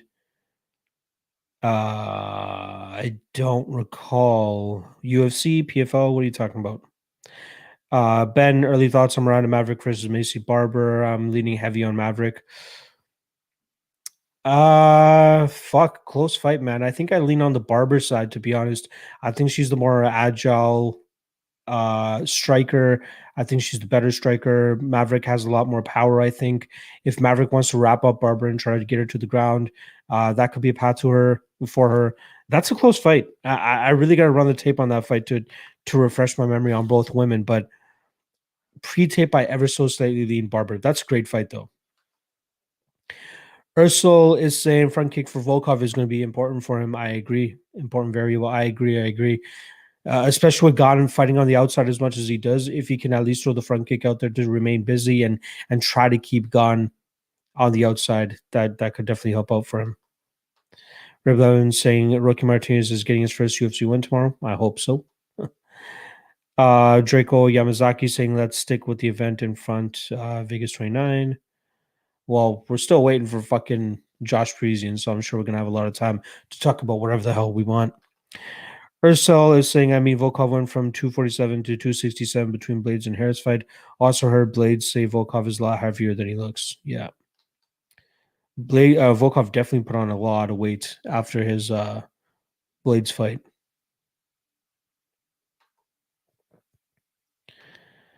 What was I looking at just now?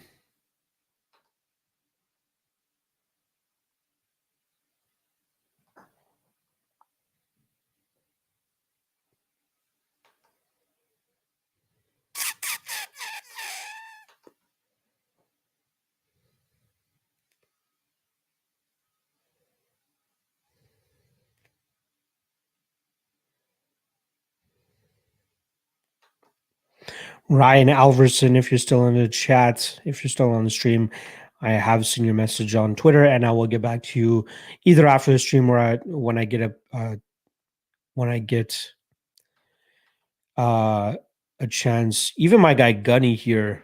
Shout out to my guy Gunny. I haven't seen you in a little while, but he's another guy that has a lot of experience and a lot of knowledge about the guy that you're trying to inquire about. So you guys, I'm sure, can chat up and he can give you all the details that you need to know about that scumbag piece of shit. Shout out Ryan Alverson if you're still in chat. Gunny, what are you saying? Cyril Gane is going to destroy Volkov. I'm glad I got him locked in at minus 135 when the odds dropped. Yeah.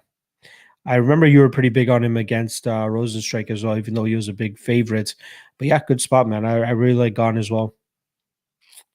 Close fight, but I do like him. Ooh, they got odds for UAE Warriors. The big fight on UAE Warriors this weekend is we got Ali Al Qaisi is making his return. If you guys remember him, he was that guy that went winless inside the UFC, I think, and then got cut. But Ray Borg making his first, having his first fight after his UFC stint, going up against my guy Jesse Arnett. Jesse Arnett, Canadian fighter, really good wrestling, good scrappy guy, decent striking. His only issue was that he was just a little bit too old before he came into the sport. Had a crazy winning streak going, had an opportunity to make it to the UFC.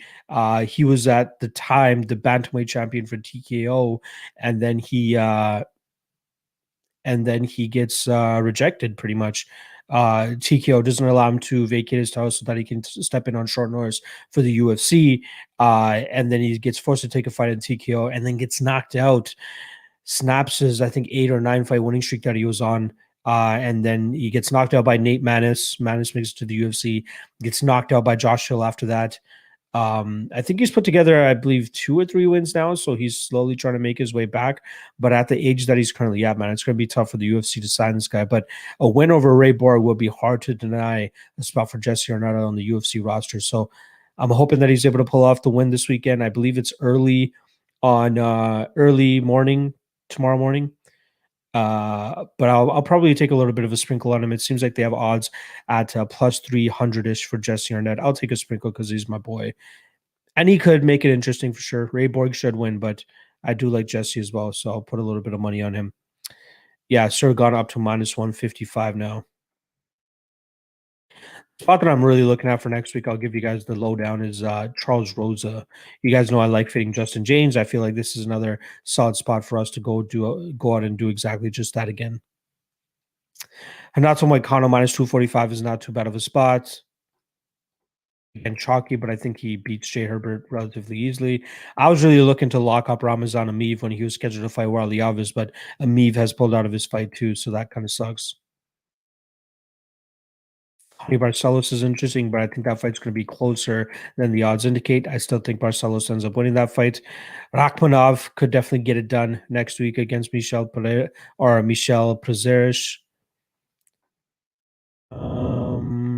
Tim Means minus 150 against Nicholas Dalby. I think that's a great spot for Tim Means. Yeah, some really good spots next week, man. Fuck. I could put together a pretty solid parlay for next week and get some pretty good odds off of it. You know what? Let me do a pre-tape parlay because I'm a degenerate.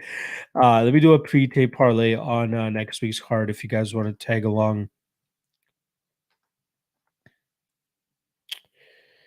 Here we go. Just for fights next week. We don't have access to over-unders yet, so just money line. I'm gonna go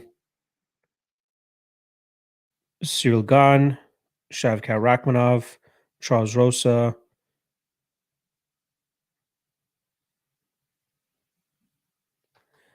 Hani Barcelos, Hanato Moicano, Tim Means.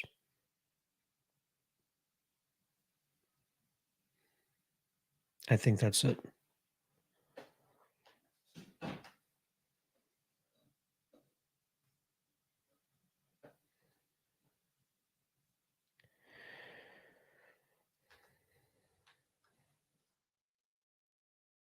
So again, I got Tim Means, Hanato Moicano, Hani Barcelos, Charles Rosa, Shavkat Rakhmonov, and Cyril Gane.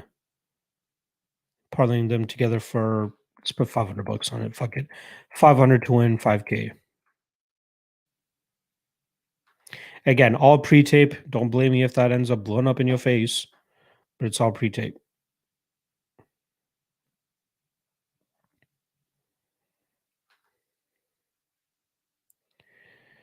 God, why is Parisian still cutting weight? Fuck.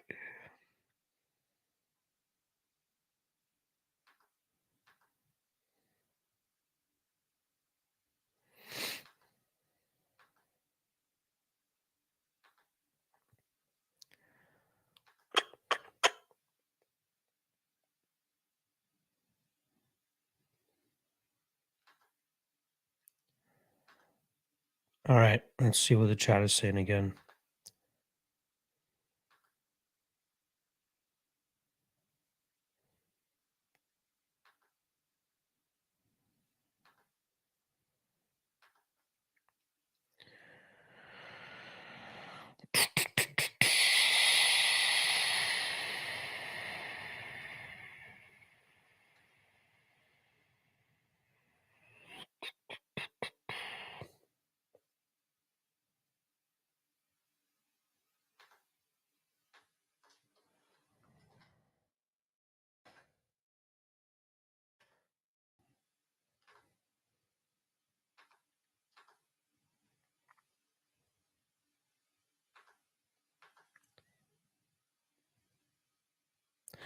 Draco Yamasaki, does Ricky Glenn experience overcome Silva's, I don't think it's going to have much of a effect on him in this fight. You mean, does it beat Silva's power? I don't think so. Again, he's saying, yeah, it's been a minute, dog. I've been high on gun since I saw him in his first fight.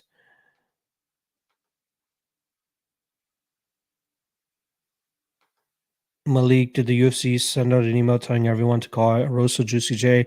I keep hearing the nickname everywhere and wondered if it wasn't a coincidence. It's his nickname, pretty much. I feel like Volkov may be a bit overlooked. Could be. Again, that's a damn close fight. Cameron D saying Martinez over O'Neal Lara to go decision. Ige, Joaquim Silva, Arosa, Choi to go decision. Verground to go to the decision. Hail Mary parlay it there. I made it lock. Yeah, I like that. I do like it. Not to me, it's not. I don't base who I choose to win from odds. I base off how I see them perform. Ben saying you bringing up all the hours brings up sad memories. When he finished Munir says it ruined the dream of turning 50 into 7K. Shit hurt bad. Damn, that sucks. Yeah. That one sucked too because I was on Lizez there. I definitely learned a harsh lesson that night.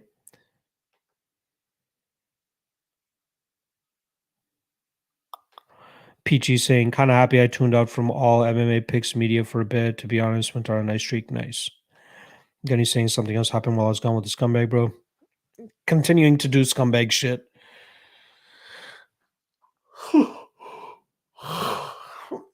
I still have more people hit me up every week about him getting ripped off by that fuckhead. I think you might have missed the story earlier, but apparently, like his last video got like a crazy amount of fucking dislikes, and he blamed me. He put in the comment section that he thinks that I made 130 different YouTube accounts to go out there and fucking dislike his videos. What a dumbass! Like I have that time. Malik, he's fought loads of times. I didn't hear his nickname being used that much before. Maybe it's a coincidence, but just thought maybe it's a promotional thing. Nah, I'm for as long as I've known Julian Rosa, I believe that's his nickname. PG saying I would have pulled off of Paul Craig. I think nice win for me. Yeah, I was on Jamal Hill there. Good win for you, brother. Frank Jodain, after seeing Joaquim Silva, I've decided to fade Ricky Glenn. Am I making a mistake? I do not. I'm picking Silva as well. Cameron D saying I got Gon, O'Malley, and Sean Brady parlayed up. Not a bad parlay. I don't mind it. Is Parisian really gonna make us wait until the last fucking minute to get out of here? Your boys got busy today. Your boys got shit to do. I got another live stream for you guys in about what 7.5 hours. I got plenty to do in that 7.5 hours.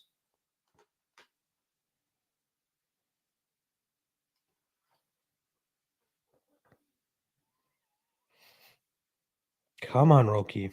I mean, Josh. Fuck.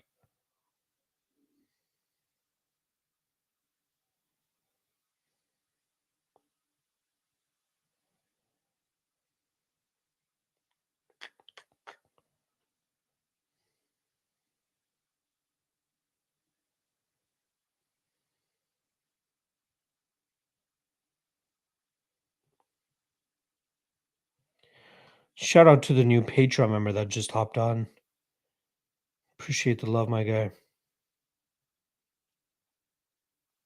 I think Patreon's up to 427 now. Easily the most popular MMA betting Patreon out there. Exclusive MMA betting Patreon. Again, I know I'm not the best at my units and having 100 plus units and all that type of shit, but I know what the fuck I'm talking about. And people see the work that I'm putting in. So I appreciate the love. And they can trust my reads as well. I may not pick the best spots to actually bet, but I have some pretty good reads, I'd say.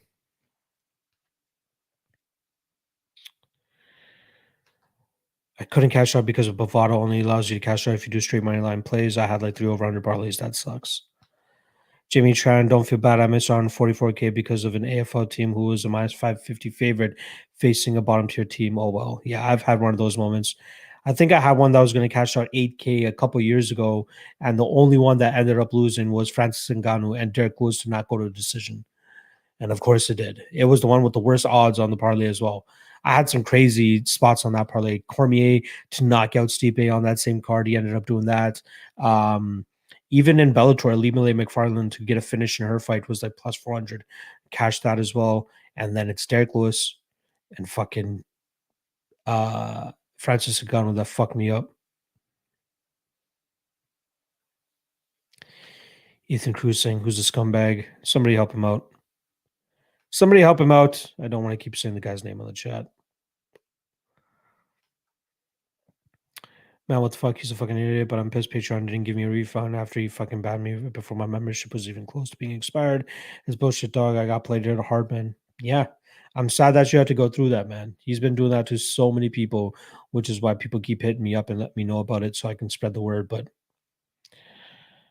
yeah, how Patreon hasn't fucked him over yet and banned his ass, considering the amount of people that I saw saying that they've reported him to Patreon and all that stuff, is what it is. PG saying, you do have good reads, brother. I've been stopping in for a while. I appreciate it, my guy. PG saying, can't be good taking this long at heavyweight. Yeah. I think about maybe half an hour ago it's been out. They said he had about 2 pounds to cut. You got to think for a big boy like that, it can't be too hard.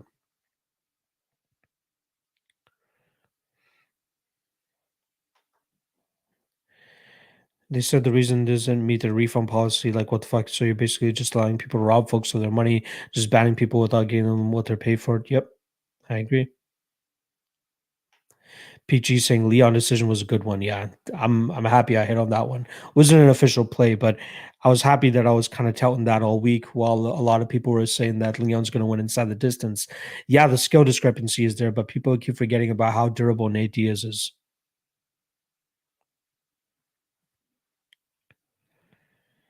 Yannick LeBurge saying, have you heard of VB MMA picks? If so, what do you think? I've heard of them. Uh, I don't know. I don't really have I saw somebody call them out a while back.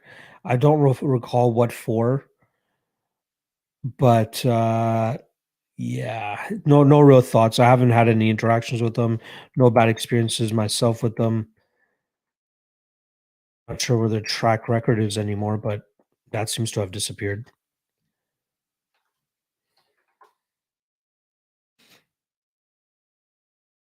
I'm curious as to why they have over 18,000 followers. Um, then again, they did join in April 2013, so they've been around for a while. I started this in June of 2017, so they've been around for a while. Not a big fan of them kind of hiding their track record. It should be a little bit clearer. $15 per fight card. Okay, so they're not really ripping people off.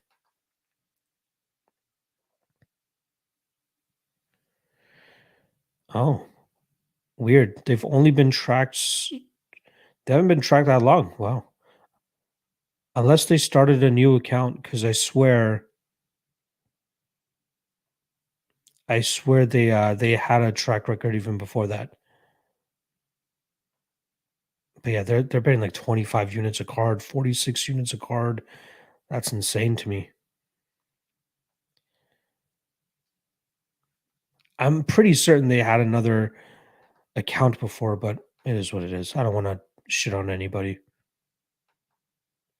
Ooh, you know what? I do remember one story about them. There's somebody that tweeted out saying that they bought picks from them, it cashed, and then the guy was kind of hounding him to be like, "Hey, send me a tip." Like, you don't ask for tips. Tips are out of gratuity. So yeah, that kind of surprised me.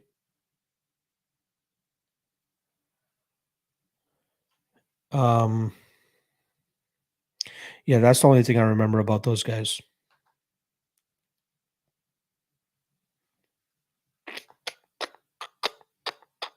Malik, I'm sad I probably won't get good odds on Craig anymore. I disagree. I still think the public is going to continue to fade him, as will I, depending on the matchup. I don't think that one fight's gonna make him this big favorite anymore. So yeah, you'll still probably get good odds on him. If you want a good bookie app, try out BetMGM. It lets you edit bets and cash out on all of them all the way up until the fight. I've never seen a bookie app let you edit your bet. You can add or remove fighters. Interesting. I don't have access to that up here.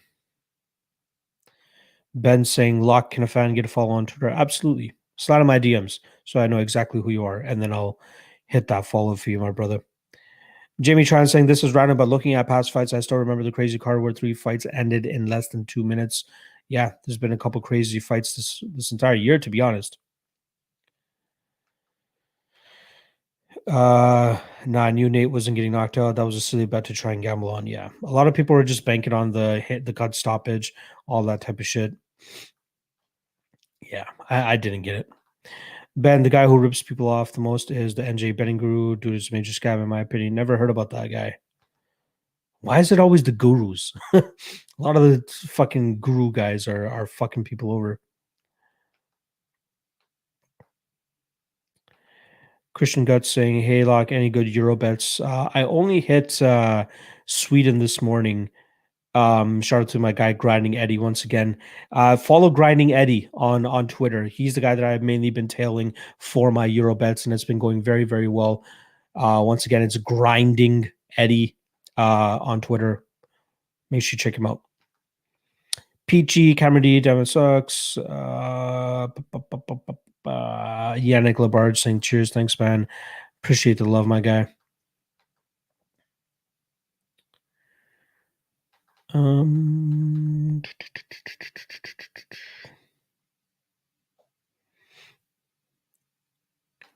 Nico Price out plus 125 against Michel Pereira. I don't understand that. I kind of get it. Like if Pereira brings in the same type of game plan that he did against Chaos Williams, it could be successful.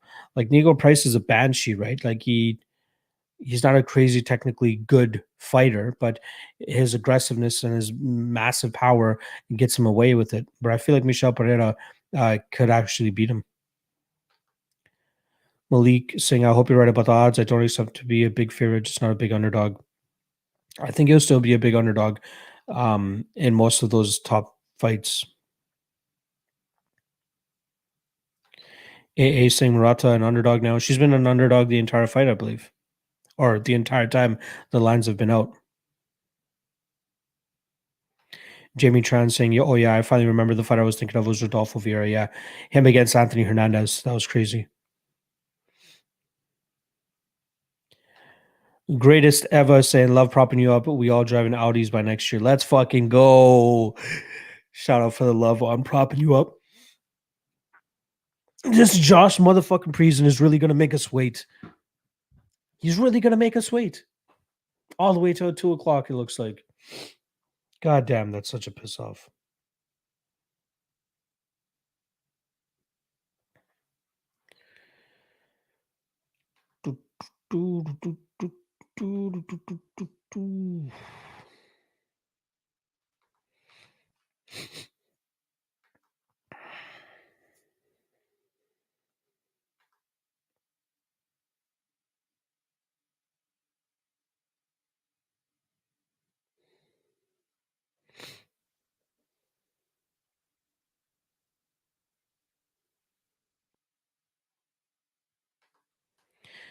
Interesting. I just saw an article on Bloody Elbow come out saying UFC partner DraftKings accused of ties to black market gaming, money laundering, and organized crime. DraftKings stock has tumbled after claims made by Hindenburg Research. Interesting. Bloody Elbow, always trying to fuck shit up.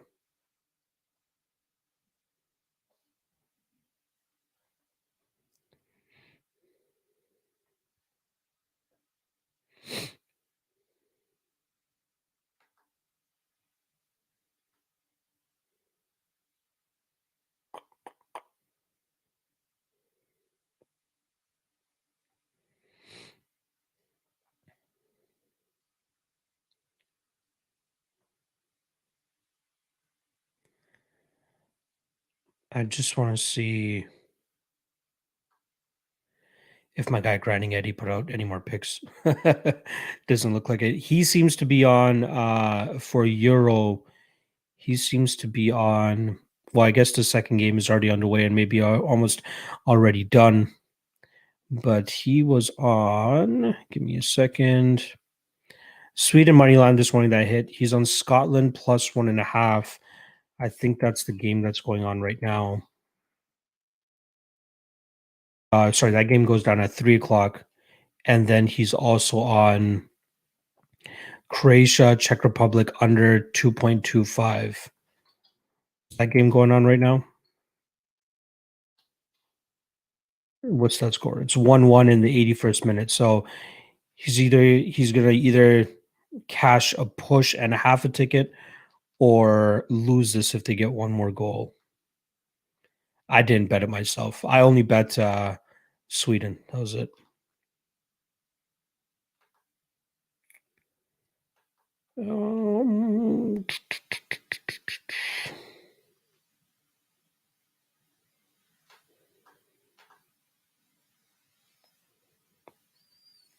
AA saying I missed entire wins so far, but anything stand out? No, everybody looked good on the scale. Two people needed the box of shame, but nobody, looked completely gassed or out of it. Yeah, just waiting for Josh Parisi now. Heavyweight. Justin Fournier, how are we feeling about Kevin Lee as a dog play? I'm big on Sean Brady, to be honest. But Kevin Lee has definitely stopped hype trains in the past to see Mr. Gregor Gillespie. But I like Brady, but I doubt I'll be betting that fight, to be honest. PG is saying, I haven't watched your final thoughts video, etc. yet, bro. Make sure I get my picks straight before I go looking at others. All I got is Virna and a couple other fights to go the distance. Yeah.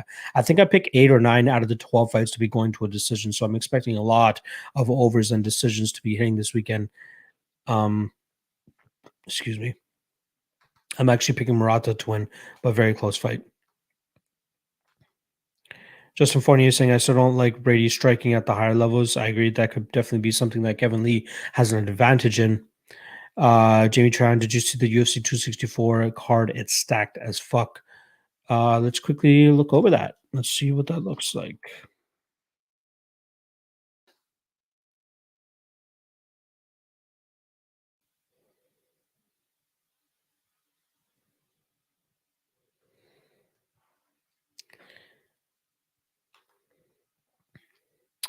Poirier McGregor, great. Burns Thompson, probably the fight that I'm looking forward to the most there. Tuivasa Hardy is whatever. Aldana versus Kunitskaya is decent fight. O'Malley versus Smoka, always down to watch O'Malley. Condit versus Griffin should be a great fight. Price against Perez should be a great fight. Lee against Brady should be a great fight. Duplessis versus Giles, I like that fight as well. Ryan Hall with the return of Ilia Topuria. That's one of my, well, not really dark horses. A lot of people are starting to get familiar with him, but he's a great fighter. Jessica Eye against Jennifer Maia. That's the spot that I'm actually favoring Jessica Eye, and I believe she's the underdog there. But I got to run the tape on that. But I think there's a lot of recency bias on Jennifer Maia in terms of her stealing a round off of Valentina Shevchenko, which is why I think she's up to minus 190. But I need to run the tape on that. I think that fight plays out much closer than people expected to. Akhmedov versus Tavares is a great fight. Zumagula versus Jerome Rivera. Surprised that Jerome Rivera is still around, to be honest. And then the return of Hu Yaozong.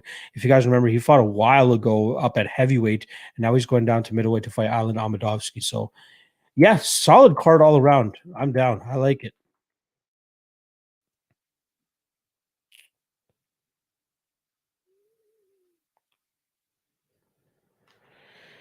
Justin Fournier, fair. I know a lot of people are high on Brady. I not get. I just can't get that Gillespie KO out of my head. Yeah. Ben, money seems to be coming in on Gilbert Burns. Wonderboy is now minus 135. I might be making Wonderboy my lock of the night play for that card. Let me just quickly look at the odds for that card and other spots, but I think that Wonderboy, even pre-tape, is my favorite spot there. Let's see Parisian get on the scale though. Fucking time waster and a half. I truly thought that this stream wouldn't last longer than an hour. But it's a heavyweight that makes us wait right until the end. God, I hope he misses just for the fuck of it. I think he made it.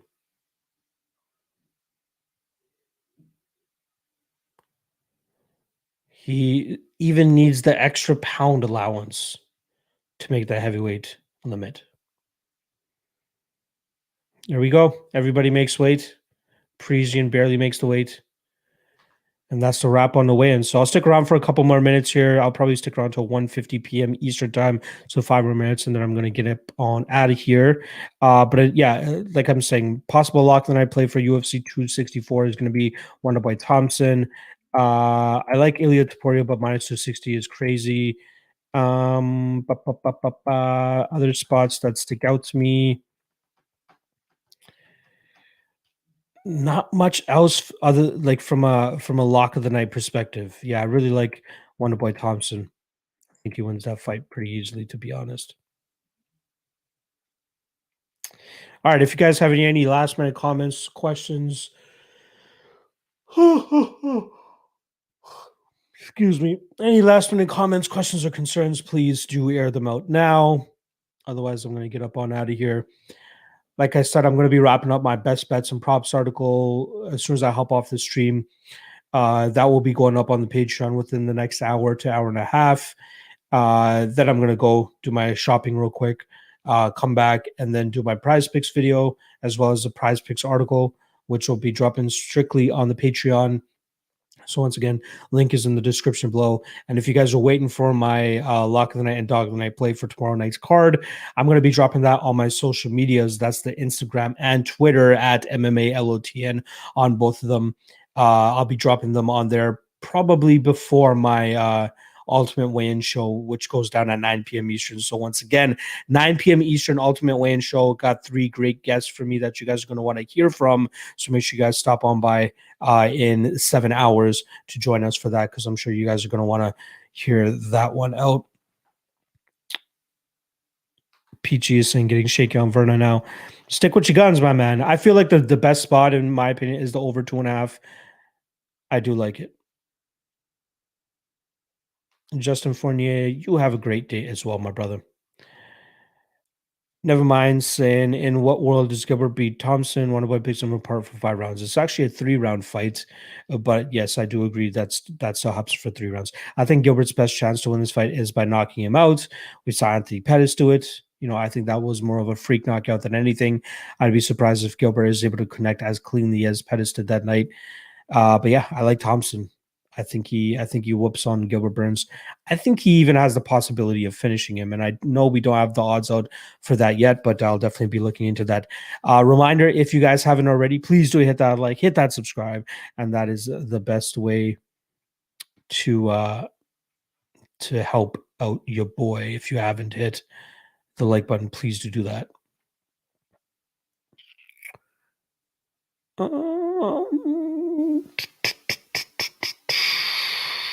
Jamie Tran, peace out, my brother. PG Singh will have a look at the over 2.5. Yeah, it's a little bit juiced, minus 200-ish, but I don't mind it. Julio Cesar Chavez Jr. missed weight for his belt with Anderson Silva, weighed in at 184, and the fight is at 181. He had to pay Silva $100K. God damn, that sucks. That absolutely sucks. Murata by Ezekiel. I hope not. I fucking hope not, AA.